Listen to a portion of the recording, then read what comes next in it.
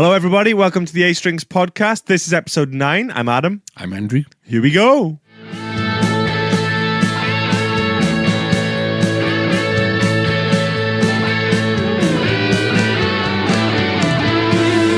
Welcome. Willkommen. For all our fans in Germany, I guess. Marcus, maybe? Yeah. He brought us in that, remember the chocolate salami?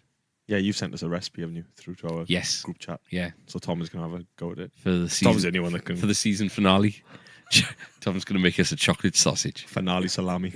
How you doing, Tom? Good, thanks, yeah. There he is. Yeah, he's promised you said about a chocolate log earlier.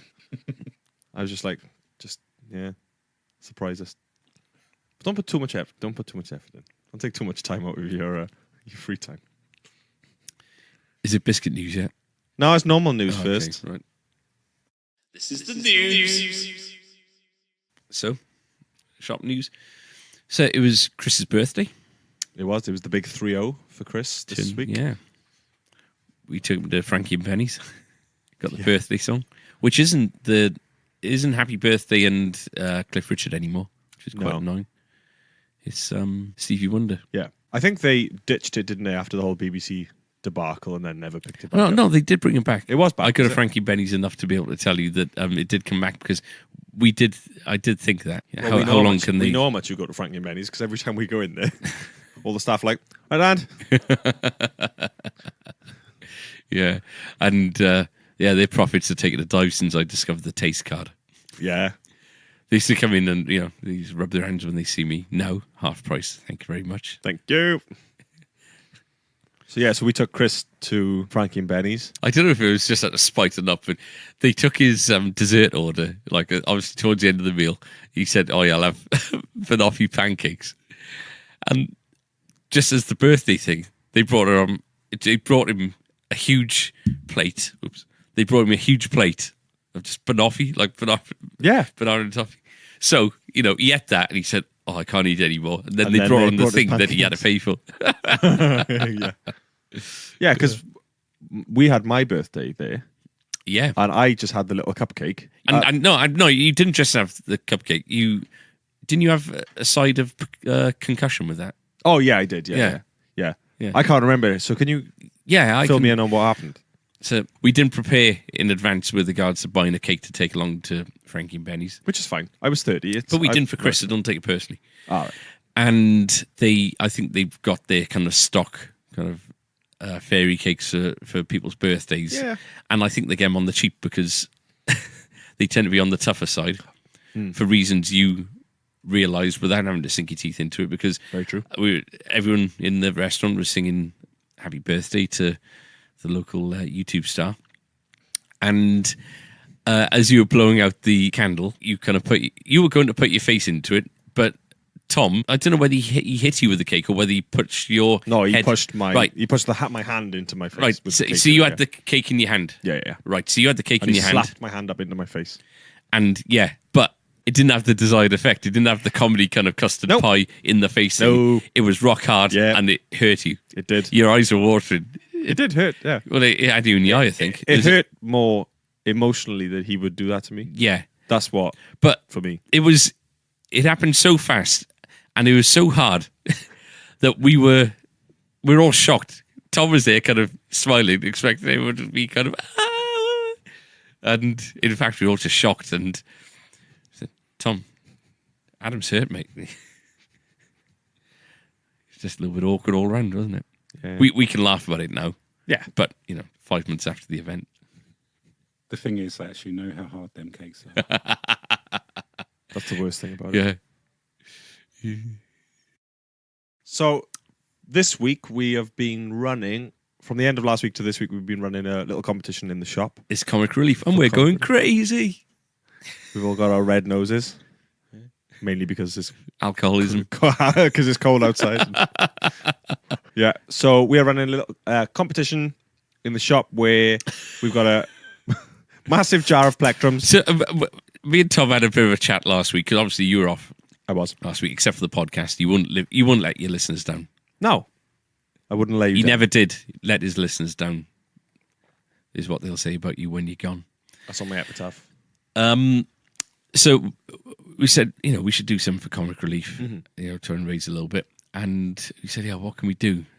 Guess this, guess that. I said, well, guess the amount of plectrums in a jar. And Tom comes on the corner and says, look what I've done. Like, he's filled up a big jar full of plectrums of a variety of different sorts. And my first reaction was, Tristan's going to go mad. Yeah. And my next sentence was, you realise it's stock take next week, which it has been stock take. It has been stock take, yeah. And I start laughing, Tom starts laughing, but Tristan came in. When did he start stock taking? I was off one night. Yeah, so maybe Wednesday or maybe week, Saturday. And he's not happy. No. Because whoever guesses it is going to win a lovely Squire Mustang guitar, which is worth twice as much as what it is, I think it is. It's a brilliant, brilliant guitar. Yeah, they are.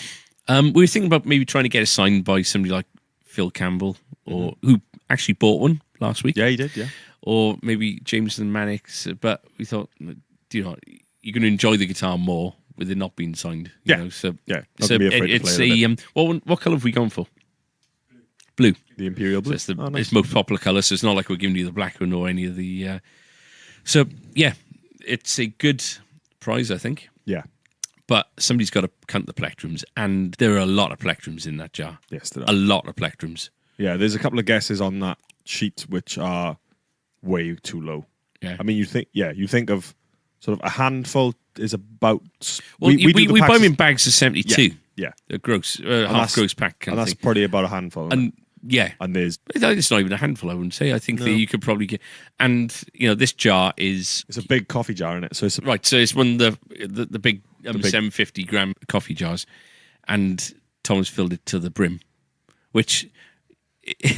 If you're coming in looking for Sharpies in the next 7 days, forget it. Yeah. Because, first of all, we're not going to be able to find what you want, more than likely. But apart from that, we can't tamper with the With the competition. the competition. Rules is rules. Yeah.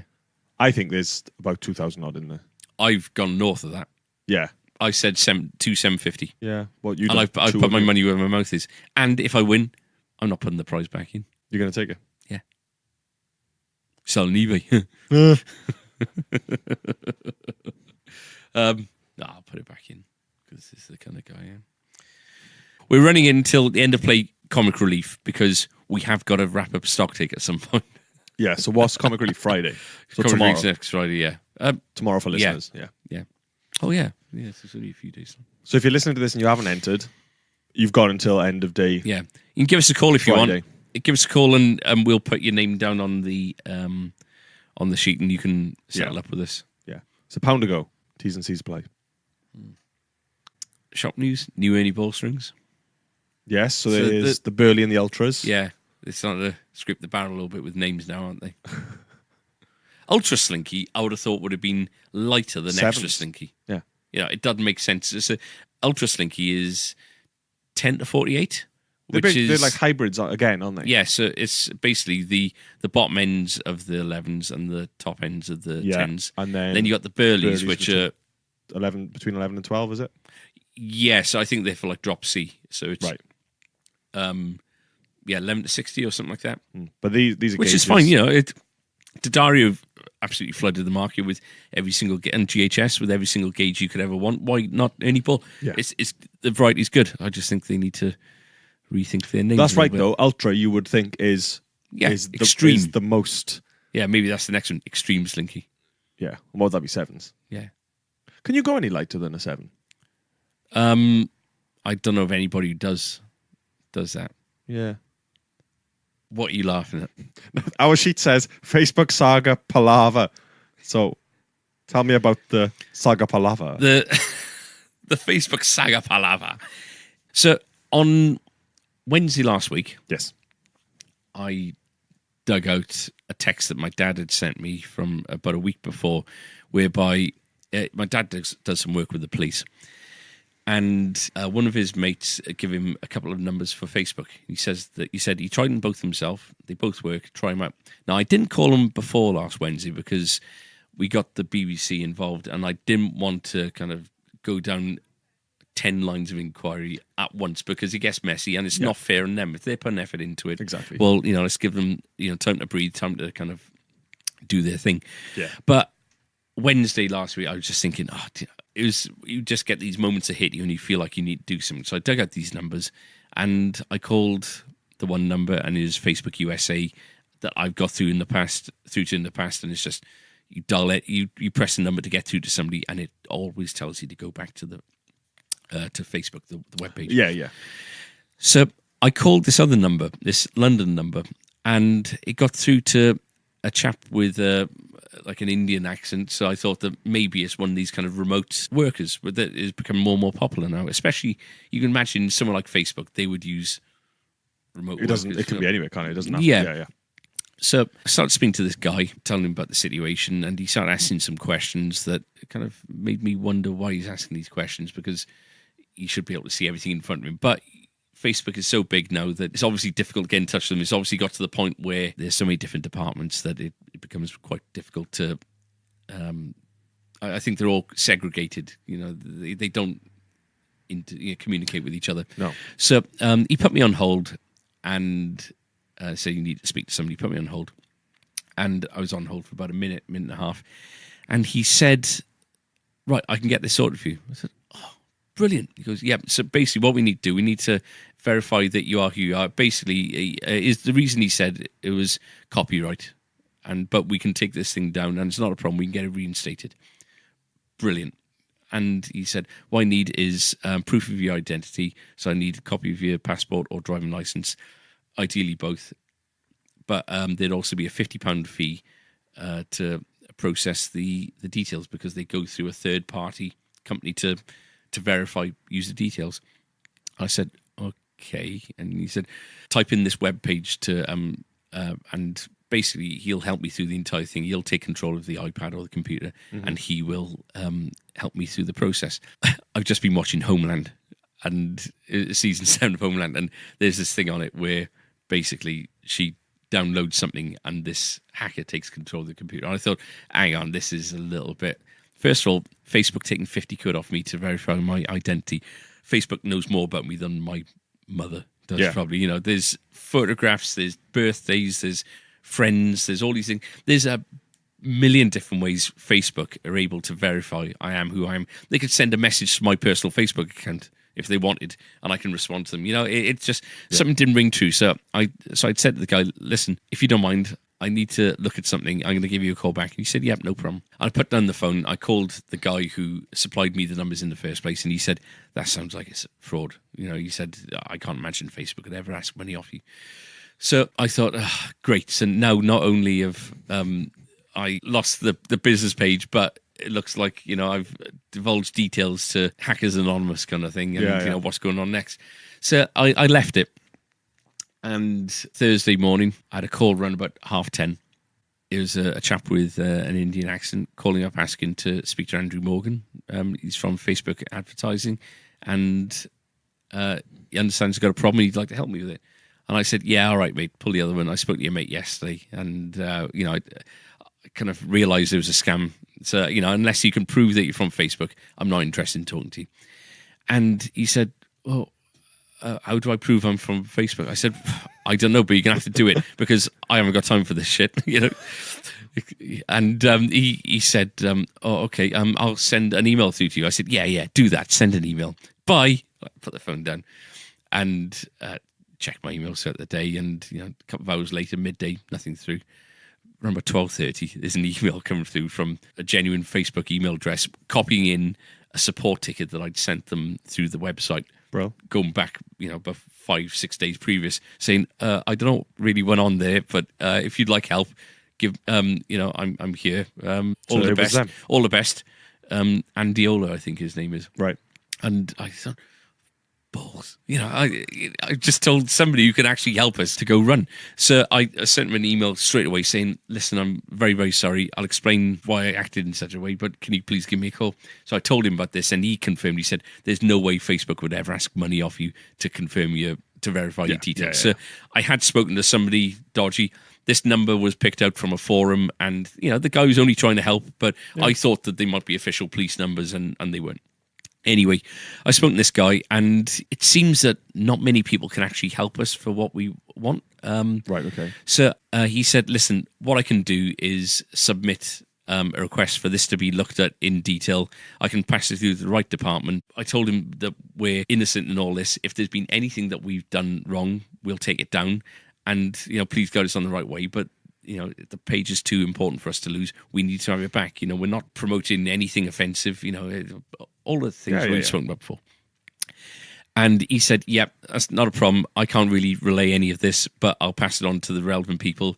He said, just be warned, though, that when they get back to us, they'll either just put the page back up and everything will be fine again, or they'll say, we stand by our reasons, and they won't give you a reason. And I have a big, big problem with that. And I do. The guy got back to me yesterday and said, listen, I know you've been waiting. Apologies for this. You must be quite anxious, but I haven't heard anything back yet, so please be patient. Which I think the world of, just being kept in the loop. It's the thing that's been the source of agitation throughout all of this has been the silence and not being able to have a conversation with somebody. So the fact that this guy is being as helpful as he is, I'm appreciative, and I feel sorry sometimes for these people who work in insurance companies, who work in kind of banking, whatever. They're one of thousands of different people to answer the phone, and it's just by luck that they've picked you, and you're angry at the organisation, but they take the brunt of it because they're the only kind of earpiece we got for our complaint. But credit where credit's due. This guy is really he's kept in touch and he's been nice, and that's all we want. Yeah, I think it's positive that if it's going to be looked at in more detail, then sorry, that was a loud slip. My tea drinking skills have come directly out of the Postman Pat kind of handbook. If you're too young for Postman Pat, every sip would be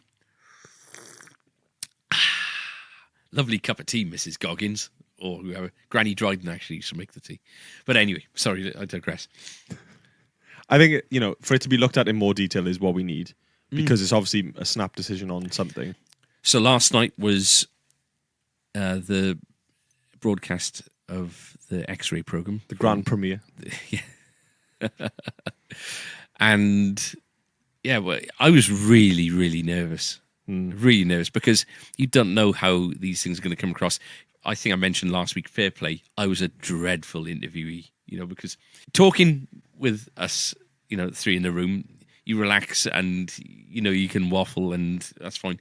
Because everything I said could be taken in a number of different ways, and because it was a couple of strangers in the room, they had a real tough time, I think, to try and find a little bit of usable footage of me. So anyway, they put something up on Twitter on Sunday, I think, which Lucy Owens tweeted. Right. And kind of promoted a bit, saying about a small guitar shop in Treforest struggling with Facebook, all that kind of thing. We told quite a few of our friends and family and followers, put up on social media, all that kind of thing, didn't we? Yeah. Where we could. And I was left kind of relieved that it didn't come across badly, but really frustrated with the it seems Shanice, is it, or Shanice Plume, which is a name out of toast, isn't it? Dr. Shanice Plume from Cardiff Met University. She's a doctor in social media. It seemed like she was answering a question, but it wasn't our question. Do you know what I mean? That's how it kind of come across. And I was watching, and upon reflection, like in the minutes afterwards, I just thought, it didn't really do us any favors. This, it was a great advert for the shop, and in fact, today going into Ponte, a couple of people said, so an X-ray last night, and we had a guy call up to say, I saw the program last night, didn't realize it existed. So if we get a little bit of exposure from this, there's got to be some good to come out of this situation. Hopefully the good will be us getting the page back, but if it's meant a little bit of exposure, brilliant. Brilliant if it's on top of getting our page back. It's not going to substitute having our old page back. But with regards to, what's happened, which we don't need to go through again by any means. But if on the credit, underneath her name when it came up, it said Dr. Shanice Plume, Facebook underneath. She worked for Facebook. I think, maybe so, because what she said didn't really make any sense with regards to our No, situation. it seemed to be that conversation that they had at the end. So Lucy Owen and Dr. Plume had a conversation at the end, and it was more like generic, like if anyone watching is having the problems, rather than trying to solve our situation. The thing is, we were lucky to be on that program for because they must have lots of inquiries, but there's another aspect to it as well, in as much as the BBC cannot advertise. So when I had the interview, I wasn't allowed my T-shirt on because it had the A Strings logo on. If you look at the shots they had of the guitar walls and the strings, they didn't focus on anything too much. They didn't do any expansive shots of the shop or anything like that. It was quick kind of edits because they can't be seen to promote a shop. Yeah. Or goods or anything like that, which, is absolutely right. So Dr. Plume was answering a question that would have been quite suited to like a communities page or a personal profile. Anyone's page, yeah. But, when it comes to a business profile page, which is what we're dealing with here, it just didn't seem to have any relevance whatsoever. And I've had quite a few people actually tell me today, saw you on there, lovely to see the shop on there, but I don't think it did you any favours. It's frustrating.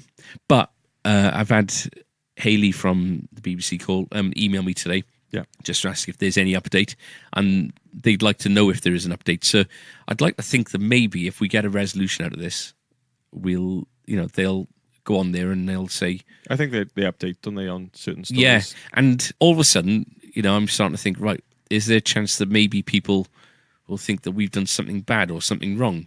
So if it's resolved in a positive way, it'd be nice for them to kind of mention it on there, just to make sure that we're in the right. Yeah. But I've emailed Nick Clegg this afternoon. Old Nick Clegg. I always think of that Simpsons line. Mr. Clegg, with a leg for an arm and an arm for a leg. Do you remember Dr. Nick? Right. Accidentally sews one onto the other. Yeah. Anyway, I think that's it. Yeah. So now is it biscuit news? Yes, Andrew. Now it is biscuit news. Thank you. Biscuit news! So today we have had biscuits bestowed upon us by Thomas. Well, James from 440 is meant to be coming in today, and he's been made aware of the podcast, and we've said about the biscuit news. Is he here? Well, I don't know. I heard the door go a little bit earlier on, but he's been made aware of it. So first of all, I'd like to see if he's brought any biscuits. But secondly, he didn't bring us anything for Christmas either. Korg gave us a lovely box of chocolates. And he's in competition with Korg in as much as two of his best mates are Korg reps. So you can always see he dies a little bit inside when he sees Takamins on the wall. And if the Korg display, the Vox display is looking healthy, he kind of puts his head down in a Charlie Brown kind of manner. So, there's a way to combat that, or a way to fight your corner anyway. That brings in some biscuits. That's not to say that we will promote you above others for biscuits, because we might be breaching some sort of policy from someone somewhere. I wish people could see the way that your head was shaking there, because it adds effect. Why didn't you nip out there, see if he's there, right, and say, "Hey man, how you doing? Have you brought any biscuits?" And then and he'll either go, "Yep, here they are," and we'll come back and we'll talk about him in glowing terms, or you'll go, "Oh, do you know what? I've been in a rush today. Oh, it's been mental. I was meant to be here for 4:00 and it's late now. So go on, see what the reaction. So I've got to go out there and I've got to say, yeah, hey, good to see you, biscuits. Adam Fear, roving reporter. Go and on. then if he says no, I go, oh well, I got to go back in the room because we're recording and I'm only out here to see if you got biscuits. Yes, right. That's okay. Go. Now that he's gone, should we talk about him? God, he's annoying, isn't he? Oh, look at me, I got brown hair. Oh, look at me, I got blonde hair. Oh, look at me, I got no hair. Oh, look at my skin, like a colouring book. Yeah. Yeah. Colour me in. He actually edits this, doesn't he? So this isn't staying in. Adam! Is he there? And are there any biscuits? He's there. Come in. Have you brought us any biscuits? Have I bought you any biscuits? So he answers a question with a question. So no, he's not brought us any biscuits. See you later, guys. Cheers, man.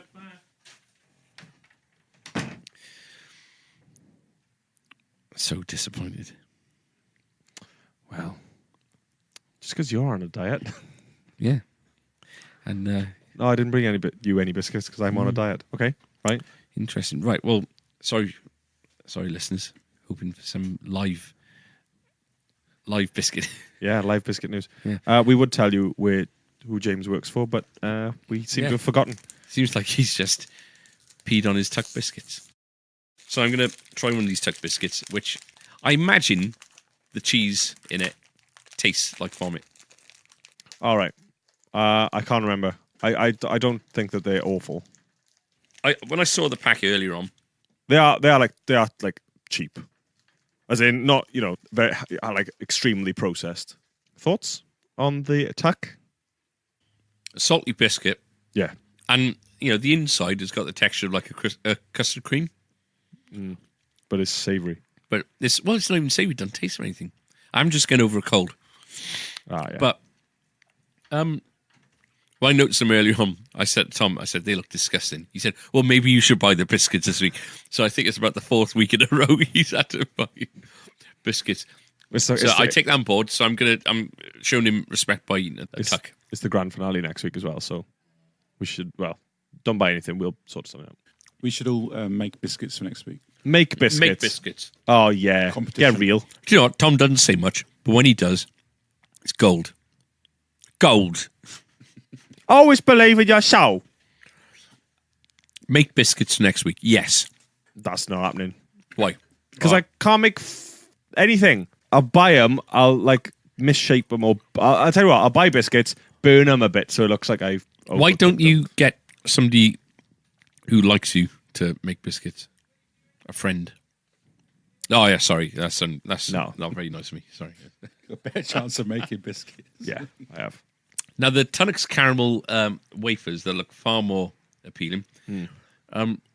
We've built into like we've had a good idea. Because of the shape of them, if you lay them in threes, You can you can build them up. play Jenga. Play Jenga. Interesting fact, I pronounced it Jenga until the age of about 21 when somebody corrected me and said it's Jenga, and I didn't believe them until... Because the first place I ever played it was Germany, Right. and I assumed it was called Jenga. There. And this is my first biscuit since last week as well. You know, Since last week, when you said last week that it was your first biscuit since the week before. yeah. So are you not having any? I might have something after. This biscuit news is about the sharing and enjoyment of watching each other eat biscuits. More than 6 million of these biscuits made and sold every week. They're quite chewy. They call them biscuits, which is interesting. Because they're not really, are they? They're a chocolate bar. Yeah, but it's covered in chocolate, and it is a biscuit. Yeah, I think anything that crunches is a biscuit. No? I know. So biscuit news is nice and simple. Tux cheese biscuits and the Tunnocks caramel bars. Still some... Seems the overriding theme for this week's biscuit news was budget. Yeah. Yeah. But... Look at his face. Tom is seething. How much did you spend this week on biscuit news, and? All right. Next week, you wait. Biscuit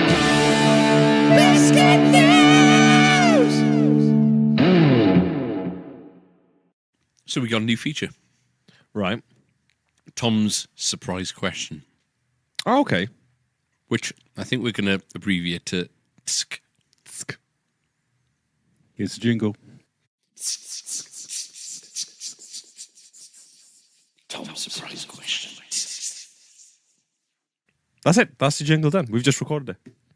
This week's surprise question is, what is the best Bond theme? Best Bond theme.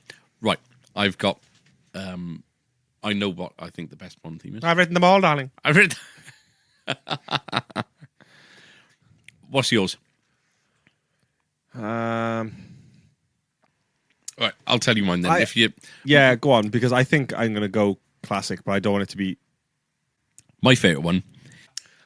Mine's an end theme. Is that allowed? Is it allowed, Tom? I'll allow it this one time. It's K.D. Lang, Surrender, which is the end theme to Tomorrow Never Dies. Oh, okay. Pierce Brosnan. And yeah, for that film, they had, I think, about 3 or 4 different themes in contention, didn't they? They had the Sheryl Crow one, which is the one that made it, which is a brilliant, brilliant song as well. Pulp did one, and I had that because it was on the B-side to Help the Aged. And that's a good one. But the K.D. Lang one is just it's the best song she's ever sung and written, I think. It's an amazing vocal performance. Right at the end, she sings a note. I think it's David Arnold as well does all the orchestration for it. So it's a massive sounding thing. And this note goes on for, it's got to be about 20 seconds, maybe 25 seconds. It's phenomenal. One of the best vocal performances of anything ever, I think. Really? Yeah, I love it. Yeah. So that's my favourite one. See, I've got close kind of other ones I like as well. Go on. Yeah. So mine would be would be the obvious kind of stuff. Live and Let Die kind of thing. Yeah, I do. I like that film as well. That's one of my favorite of the films. So is your choice going to be influenced by how good the film was? No. I'm thinking of the songs and sort of the production of the song, and what makes me think of Bond. But what makes me think of Bond is stuff like Goldfinger and Diamonds Are Forever. The Goldfinger, yeah. Diamonds Are Forever. I did them all, darling. Did they kind of have for a long time, did they have pretty much like a set formula for the Bond songs? Yeah. Because they were all very similar, weren't they? Yeah. But, with the Bond theme, I think that, it's not just a case of writing a good intro song, or end song. Song needs to have a theme in it that you can regurgitate throughout the film for the chase scenes and for the where the orchestra kind of does it. So like with Live and Let Die, chase scene, da-na-na, da-na-na, da-na. And then in a dramatic bit you'd have the bow bow bow bow. You can reuse that song in loads of. And when it comes to the orchestral kind of stuff, like the You Only Live Twice and Goldfinger and all these things, it's quite easy to have those themes recurring. Yeah, which is why I think things like the Jack White and Alicia Keys one is a good song, but it wasn't a Bond song. I do feel like the more modern ones are less thing. Like Chris Cornell, brilliant. I really like that song. But again, was it a Bond theme? That's the thing. It doesn't scream Bond, does it? But did Garbage do one? Yeah, right. I thought so. Which one did they do? Is it Tomorrow? What's the one? GoldenEye was before. The World Is Not Enough. Yeah. Oh, was it? Yeah. Madonna did Die Another Day, didn't she? That was awful. But there's so many good ones. I like the Chris Cornell. I like the Adele one. Obviously it needs to be a strong song in order for it to get through the vetting process. But you put a big orchestra with horns and timpanis and all the rest of it onto a song, and it becomes Bond. I think you've got to have the Bond theme layered in there somewhere as well, haven't you? Yeah, you've got to have that kind of. Yeah, well, Live and Let Die never did. That's true. But about when was it? About 2010. So it's got to be about 12 years ago. I started writing a Bond theme. All right. Yeah, I had an introduction, a verse, and a chorus. No lyrics or anything. Was it? What style was it? Was it like the grand original stuff? It was actually. It sounds. It predated Adele's song by about 5-6 years, and it was quite similar to that kind of thing. Yeah, not as good as it is. Annoyingly. What's your favourite, Tom? I think it might be We Have All the Time in the World. Yeah, it was the last thing he ever recorded, wasn't it? Yeah, and that song kind of brings a tear to my eye. I love that song. That's a good surprise question. Tom's surprise question. So As a bit of a feature this week, we thought we'd discuss strings. It's a conversation that can go as deep as you like. We've got, I think, last count is something like 1,050 different SKUs of strings in the shop, and you get brands, then you get ranges, and then you get gauges. Yeah. And so between individual SKUs, we got over 1,000 different sets, and most people are impressed. Some people just kind of scoff and say, why? It's because there's a lot of different ones out there. And, even between manufacturer to manufacturer, you can, like a set of 9 to 42s, Ernie Ball and Daddario, you get people that are absolutely hell-bent. They will not use one, they will only use the other. And, so if you're out of stock of one, they just won't even entertain the other ones. No. They're more likely to get a posher set of the ones that they're of the brand that they want. The brand loyalty is bigger in strings than anything else that we do, really, I think. I think so. What do you use? Elixir.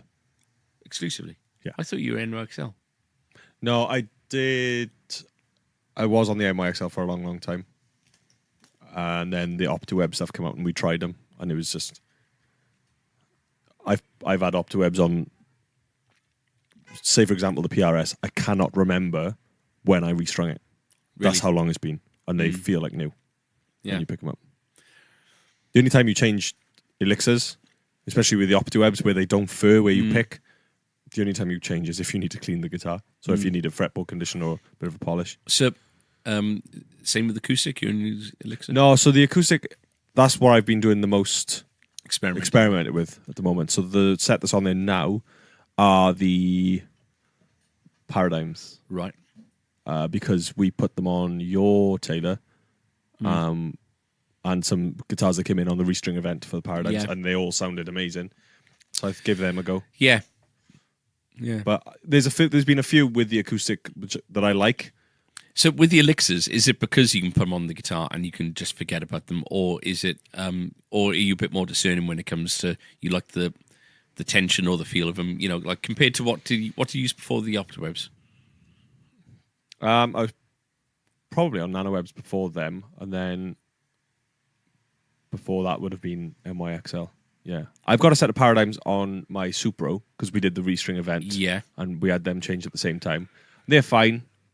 The only thing I've noticed now going from something like an Elixir to something else is that wound strings now feel rougher or more coarse because you lose the coating's gone. Something interesting about bass strings, which is obviously amplified because you've got the string is much thicker. Yeah. I'm always really surprised when I feel a set of rotor sounds because the most popular rotor sounds, the orange packs. Yes. They're stainless steel wound. Okay. And they're far more coarse against the fingers than like a normal set of nickel wound. Right. Yeah, because steel is a harder material as well, isn't it? Yeah. Do you find that you notice a difference in sound with regards to the electric strings? I think I've never A-B'd it, and if you A-B it... I think that's only going to be really applicable when you've got a really, really clean signal. So, if you're trying to do like the Hank Marvin thing or the Knopfler kind of sound, well, getting like a pure nickel string as opposed to a nickel wound, you do get a bit more warmth there and a bit more kind of twang when you need it, I think. Yeah. But you put it through a distorted rig and I don't think that you can really tell the difference. No. It's a conversation that's come up a couple of times and we've discussed it, but for me there's this thing that guitarists are the worst for, I think, is focusing on like the microscopic details when it's just like not going to make you play. It's not going to make you play better. The feel and the thing of the string will make you play better. But the fact that you're going to have to hold a stethoscope up to your whatever to hear the difference.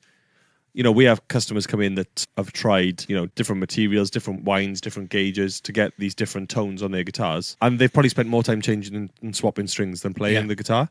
Mm. I don't know. Don't sweat the small stuff. Yeah. I don't know. But, comfort is a massive part of it. And sometimes you can just get used to something and, close your mind off that there are actually, different things that you can use that will just naturally make your playing better. So Yeah. I've always used just standard Tortex picks. Right. Greens or blues. That is what I've always used when playing. And it's only the last 3-4 years where I've looked at things like the Tortex 3s, which kind of come to like To the point. Yeah. to a point.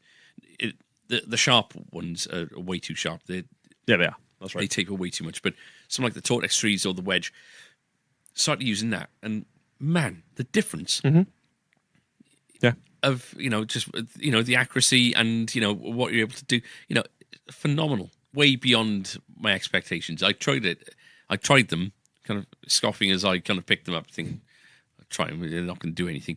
But Yeah. I noticed a massive difference with it. So, the same can be said if your fingers are reacting to, the gauge or the material of what you're using or the tension. Stands to reason I think that, so. Maybe it would improve your playing. Yeah, and you've got things like the DRs, which have a lower tension, don't they? Because they are round core as opposed to hex core. You got Maxiflex, which are Optima. And I think that there are ways to experiment with without changing gauges too much. Because, something like my Strat now, I couldn't put anything lighter on it because it's just going to be too bendy. But it'd be quite nice to maybe try a different hybrid set, That said, so predominantly I use Optimas, and I've been using them since I was about 18, 19 years old. That's the golds, is it? Yeah. So, quite a while now. But before then, I was completely not brand loyal, so I've got old packs at home still in, in shoe boxes and stuff with, the old Rotosound lying on, bought from Gamlins in 1995 kind of thing. I got like Ernie balls, and I was all over the place with gauges and with brands. I didn't care, sometimes I'd have 11s on there, other times I'd have 8s, other times when I settled on Optimas, I started using them to begin with because my hero used them, but there's a real kind of feel about them that I really, really love. But, and this is what I was going to ask you, the gold ones suit the Red Special absolutely amazingly. And actually I put them, I think I put a set on my Les Paul and they're absolutely amazing on there, but they don't work on a Fender. Something about Optima Golds on a Fender guitar for me, they just don't work. Right, okay. They're what, feel wise? Yeah, right, feel. okay. So the feel of the strings with that guitar just I can't. That's really interesting. Yeah, obviously, when you're changing scale lengths and all that kind of thing, you got to take gauges into consideration. But I started using like the Optima Chromes on my Telecasters, and they sound and play phenomenally. So is it the Chromes that's on your thin line? No, on there I believe it's a set of Didarios or something. Oh, okay. Because that plays really, really nice. That Telly. Yeah, I don't know what's on there, but that would have been interesting. If it was quite a few of the other ones have just got the Optima Chromes on, and they really, really bite. Somehow, I don't know how, but I've got a pack of Elixir 1946s at home, which I put on my Les Paul double cutaway. Oh, yeah. And I just don't enjoy playing that guitar anymore because I don't Nano Web or OptiWeb? Nano Web. Oh, so the thicker coating. Yeah, the coating. And I can't go back to them. We've restrung a couple, and they feel slick. This was my main gigging guitar, the yellow double cutaway one. Yeah. And, I love it. I still do because, it is an amazing such a thin finish on it. It's worn in and it's naturally kind of relic as opposed to, fake relic. anything. Yeah. Like we talked about last week. Yeah. On your guitars. They are, yeah. But, so, for the short amount of time I was gigging, this guitar was my main thing, and so I adore it. And the P90 sound amazing. Everything about it's great, but the strings I've got on it at the moment just take away all enjoyment, and I don't play it because the strings haven't rusted, and then they're perfectly good strings. I won't take them off the guitar, so I'm finding that I'm not using that one at all. Didario's probably got the widest selection of strings. Yeah, definitely. In terms of gauges. In gauges, and and it might seem over the top to have a set that's 9.5 to 44 or 10.5 to 48, or 13 to 62 or not. But we sell all of them because people weren't aware of them before. But 9s are always a little bit too light, 10s are always a little bit too heavy. This 9.5s, we buy them maybe 5 packs at a time every 2-3 weeks or so, and every time we're buying them. Yeah, 9.5. They go. Definitely. And the same can be said for things like the 11 to 54s and the 11 to 56, and all that, the heavier ones as well, because people you'd have to buy these things online before, so it's make up your own sets and stuff. Yeah. It always makes me laugh when people buy, say for example, you've bought Strat, American Standard Strat. What's that? £1,400. Mm-hmm. You inevitably get that person will then come in and you're looking at strings, and your strings are the most immediate tonal change you can make on the guitar. Yeah. So they spend £1,400, but then the conversation is, what strings do you recommend? Oh, well, Elixirs are 70. I'm not paying $17.99 for the strings. I'm not paying £12 for strings. So what's the cheapest set of strings you got?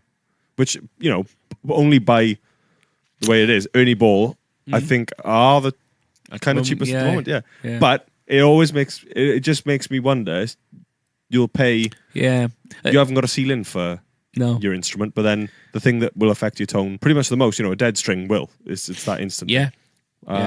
Just interesting that there's that. People won't pay the price of a premium string. It's the bad cable kind of thing, and it's the analogy is buying a Lamborghini and putting really, really cheap tires on it. Part 1 budget. Yeah. I'm not paying for proper tires. And go through them. Acoustic wise, yes.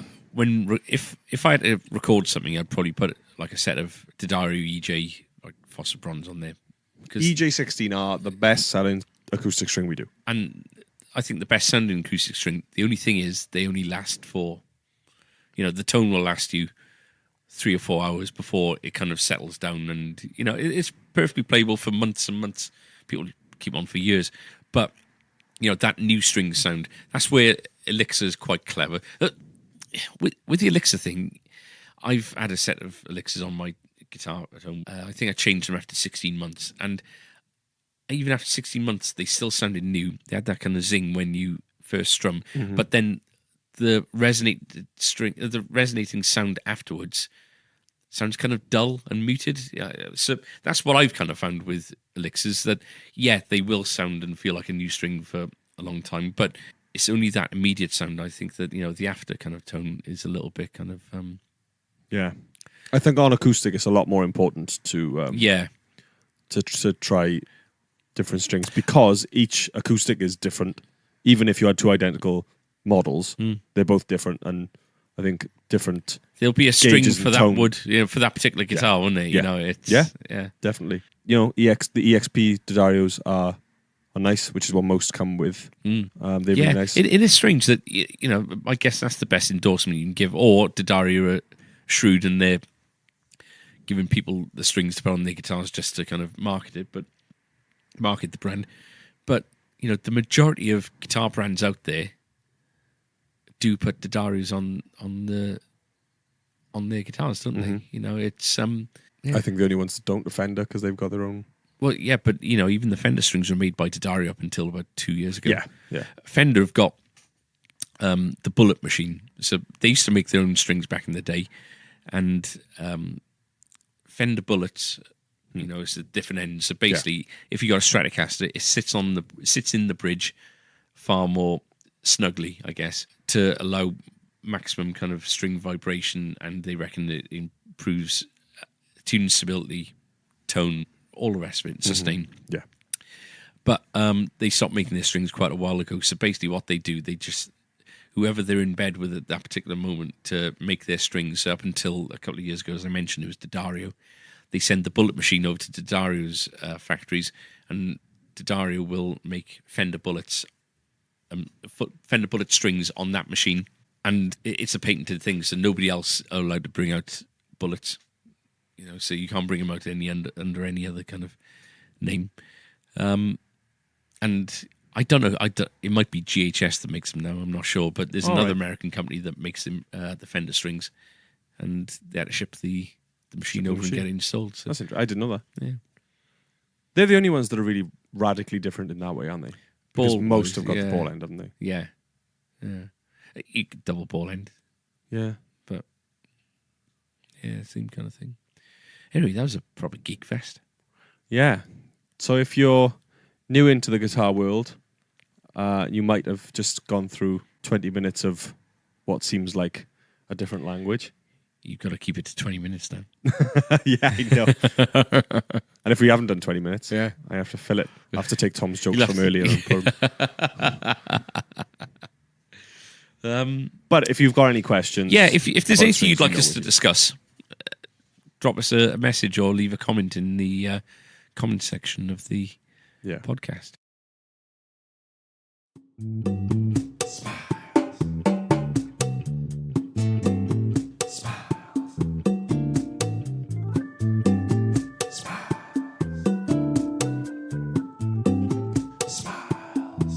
Elwin Smiles. So, have we got an Elwin Smiles this week? Elwin Smiles is... Email this. But he's... the... So what tends to happen is I'll get a message directly off him with the audio clip. And he is MIA. Yeah. Well, maybe I can do a reaction. You can kind of slot in here and I can do a reaction. So, hang on. 3, 2... Classic Elwin. Thanks for that, mate. Thanks, dude. So maybe we can slot that in. Just do that. Just do that. Okay. Just make sure that you put it on the right side of the edit. Oh, of course, yeah. But now everyone's heard your fake laugh. So when they're in the shop, Classic Adam. Right. That's the one. That's the laugh. This week, we had a brand new car wash open in our village, which is run by a group of Eastern European guys. Anyway, took my car there, had 5 of them swarm around it for about 10 minutes, at the end of which it looked like it was brand new and they only charged me a £5. Amazing. But anyway, it got me thinking about a time when I went down to visit my mother down in West Wales, about a year or so ago. Now, my mother was at the time 82, and took her out for a little drive in the car, and she said, "Oh, while we're out, why don't we go and take your car for a car wash?" She said, "There's this lovely new car wash down by Tesco's." And I thought, oh, okay. So anyway, we drove into this car wash. And so I said to my mum, I said, "Oh, another bunch of Eastern European guys with a car wash." And she said to me, "Oh, they're from Poland." And I said, "Oh, right. How do you know that then, mother?" She said, "Well, there's a big sign on the wall over there." So I looked across at the wall and there's a big sign on the wall saying, "Car wash, polish, hand wash." And I just thought, oh, mother. Classic Elwin. Thanks for that, mate. Thanks, dude. Smiles. Elwin Smiles. Top 5. Tom's top 5. Top 5. This week's top 5 is comic relief official songs. Oh, I like it. Yeah, because it was your idea. Yeah. And I've only got 3 What? Why have you only got 3? because they were so awful. Okay, we'll. Could you we'll do discuss. your top 3, but then pick like your 2 worst ones, the ones you hated the most, just to make it a I can 5. try. What, to whittle it down to 2? Okay, so number 3, I've gone for "Show Me the Way to Amarillo," Tony Christie. Yeah, the video is brilliant in that.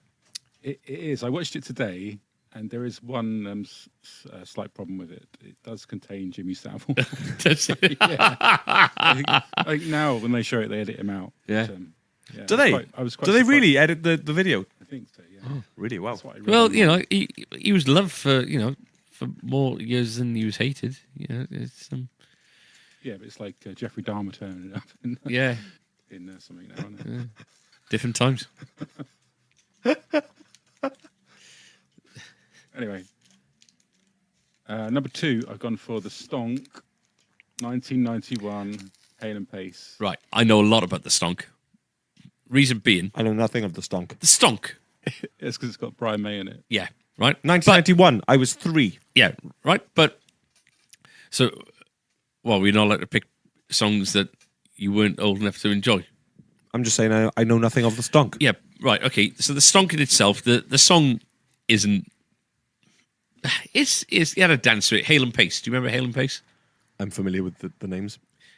Funnily enough, random fact, I bumped into Norman Pace in Cardiff on. I remember the date as well. It was. That's not important, is it? Really? No, April the 19th, 2000. No, the date's not important, but the tattoo of the date of the memorial of it. Yeah. So, but Brian May produced it, right? And Okay. so in this comic relief song, I don't think people realise you've got Brian May, Tony Iommi, David Gilmour, Cozy Powell, Roger Taylor playing instruments, and there's other people as well, some really good kind of musicians in it. Neil Murray on bass, And Mr. Bean on drums. Mr. Bean on drums. There he is. Yeah, so the lineup in it, Yeah, wow. was absolutely brilliant, and it's it was one of those songs that when I was younger, I liked it before I was a Queen fan, and then years later I was looking on the back of it and I see there's all this kind of Queen, related kind of stuff with it. So, but Just describe the song because I'm not familiar with it, and we can't obviously play it 'cause it's a podcast. well, you got the dance with it as well, don't you? Yes. So it's something like let's dunk to the rhythm of the honky tonk, like that. And then stick a red nose on your car and let's dunk. So a lot of hip kind of, All you've done is thrust at me. a lot of hip gyrating. Yeah, it's not the dance. It was just show of intent. No, Yeah. it's Showing you that I like you. I like you. no, it's So there's a lot of kind of that and Right. like knee raising stuff. And looking back, it was Bit country and western-y vibe. no. It was, right. it was rock and roll kind of stuff. Bit status quo-y actually. Ah, okay. Oh, okay. Yeah. But the B side to that was a song called I think it was the Smile Song or something by Victoria Wood, and the lyrics in that are really, really, it's a comedy song, but it's quite clever, and it's a really good one. That one, She was a really good comedy songwriter. Yeah. yeah, and it's penis, wasn't she? As well. Yeah. Crap. Next, Number 1, Living Doll, Cliff Richard and the Young Ones, brilliant. 1986. 1986. So that that must was have been the first one, probably. Yeah. I don't know. The So that was a song for Comic Relief. yeah. But he had Living Doll was a Oh, one yeah, of his Living Doll songs. was from the 50s. And then so he he did it with redid the young ones. Right, okay. And, have you seen the Queen Jubilee concert? Yeah. So he comes on in his white suit and starts playing that. And, there's certain songs that, he probably feels, this far down the line, this song has just been ruined by this version of it because, the additions that the young ones kind of ensemble kind of add to it. It's just brilliant. It is one of those songs as well. When you listen to it, you do actually smile and you laugh at what's kind of going on.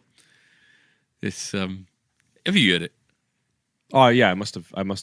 Yeah, but in the concert, the Jubilee concert, he was singing along, and the crowd were kind of No way. singing back. They were doing all the young ones bits. So he got myself a rhyme, talking, sleeping, with living doll. People going living doll like that. Oh, I know. Yeah. And it's and you've got to do it, don't you know?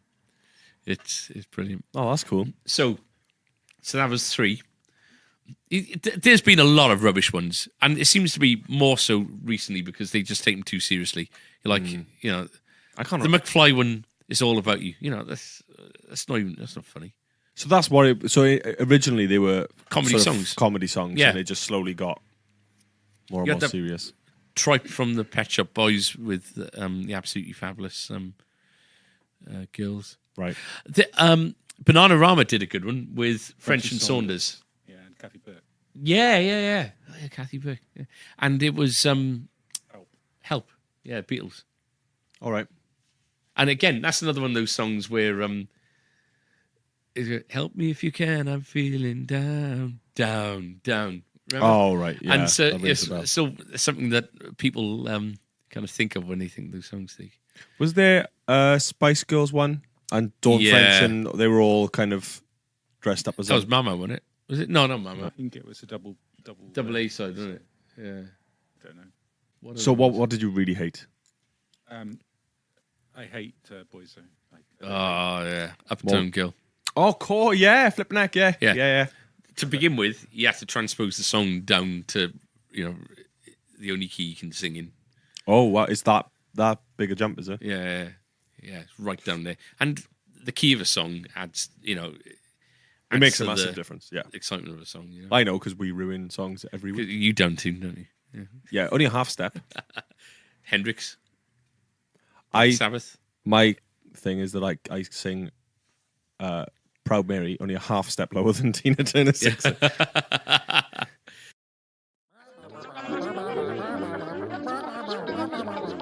Social media comment of the week. Right, so can we get this over with? Because Social media I know comment what's of the week. coming. Oh, man. I know what's coming. It's pretty brutal this week. And, when I saw it, You laughed and sent sent it straight to to Tom. Yeah. Have you seen it? No, well, Tom showed it to Tristan Monday, And Tristan's called it you. and Tristan laughed so hard. I was like, right, you got to tell me what it is, because it's got to be that bad.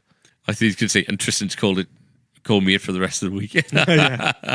I know what it is. Yeah, I do know what it is. Yeah. Well, I'm glad, because I wouldn't want live tears. Oh, okay. Because No, I this- think this one got processed I think pretty doing quick, it. didn't it? We've had a laugh in the past, reptile hands and all that kind of thing. The worst thing was that X-Ray BBC, like regional BBC Wales, and they did a little clip pretending I was doing a Facebook video or YouTube video, so like company video in the corner or whatever. So they had me playing a little bit, and they like focusing on my hands. I'm just like, oh, the whole of Wales is just. But we've had a laugh with it. But it's actually good for people to see, the kind of nasty people that are out there that will take time out of their day to say the following into you, Tom. This comment is from BLD Light Painting, And which video is it off? the Performer Telecaster. Guess a lot of comments, that one. And this comment has already received a like. No! Tristan. Starts off with, beautiful playing, son. But how pathetically sad to see such an immature, ignorant boy inject ink into almost all of their skin, largest organ of the human body. Someone is crying out for attention, since obviously your father and mother failed to raise you correctly. That's just harsh. So the funny thing is that Should we there's about dis- 3 edits on that. He posted one, didn't he? And deleted it or changed it and did it again. And then he added "Beautiful Playing Son" at the beginning of the next one. So it's like he wrote one. It was like, no, that's not offensive enough. And then he wrote another one. He was like, yeah, maybe I'll give let's start it nicely. But son is patronising from the outset, isn't it? But of course, the attention seeking. You're on YouTube, I suppose. and why not? So we were discussing it on Monday, and I think it's one thing to say about the tattoos because they're in your face for these videos because we're playing guitars and you focus on that, the hands playing the guitars, da da da da. So if you don't like it, you say about it, but that's fine. You don't have to like it. It's not your body. I don't care if you don't like it. Anyway, okay. And there is an element to what he says because I think you have tattoos to express something and to be noticed a little bit. Otherwise you just have tattoos under your clothes. You'd have, if you were that kind of thing. So it is a little bit of that. But then to sort of really like try and dig into why I get these tattoos and then try and deconstruct my family life is another thing again, I think. If you've taken the time to watch the video, you come across as a nice character, which is why the YouTube videos work. People engage with you and they like it. Your tattoos certainly do provoke Yeah, that's fine. some people love them. Some people absolutely adore them. You've got people on Instagram that are following you because of your tattoos, you know? Yeah. But, you know, there really does seem to be an intolerance towards it. Yeah, there is. You know, with a certain kind of group of people that can't just turn off the video because, you know, that would be too easy. They've got to actually take some time out of their day to kind of create quite a creative, insult towards you. And I think... So I think it's good for people to know that it's not, we don't just get kind of, good kind of, comments. You know, it's not a case of, feeding egos doing these YouTube videos. No. We're doing it for the good of the business. But, you are a target for people to lay into. And it seems more YouTube than anything else. You won't get this YouTube on Facebook. is by far the most toxic place, yeah. Instagram is, from what I've seen so far, I imagine that if you get to a certain point of followers on Instagram, you're bound to, just law of averages, you're bound to get you're bound to get it. But as it stands, Instagram is wholly positive for all of us. There's not much of me on the A-Strings Instagram. But regardless, Instagram is wholly positive. Twitter again. Saying about the tattoo thing, the Crimson Guitars, the guy that runs Crimson Guitars, like if you see him, if you see him speaking and comes across, he's the most well-spoken, polite person in the world, but is bald with tattoos sort of all over his head. I can't imagine he must get the same level of shit. Yeah, I don't have any tattoos and I don't intend on, but that's my choice. And in the same way with religion and Brexit and everything else, is that your views are your views and you respect other people for what they want to do and you get on with life. So it's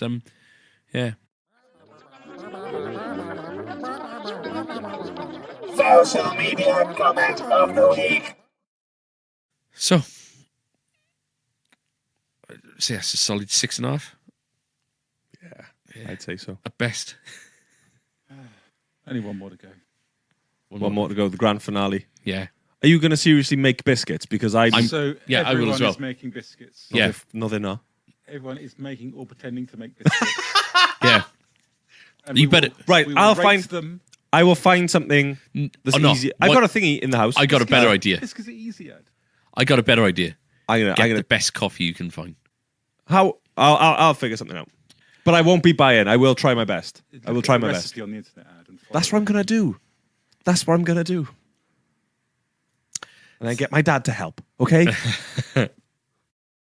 Thank you very much for listening to the A-Strings podcast, episode 9. If you're not already, you can subscribe to our podcast. You can leave reviews, which helps us bump up. And if you're on Twitter or Instagram and you don't follow us already, we're at A-Strings UK. It would be nice, seeing as, if you're listening, you know by now the whole Facebook debacle. So it'd be nice if you do listen to the podcast, maybe just sharing it or retweeting that you've listened to it, maybe just to help us a little bit more. Just to get the podcast out there and hopefully get more listeners and get some fresh ears. But thank you for all your support so far, especially with the Facebook stuff as well. Yep. So there's a lot. Leave a comment, subscribe, all the rest of it, and we'll see you next week for episode 10, the finale of season 1. The grand finale. I've been Tom. I've been Andrew. I've been Adam. See you next week. Bye-bye. Why'd you have to say it like that? Bye-bye. Bye-bye!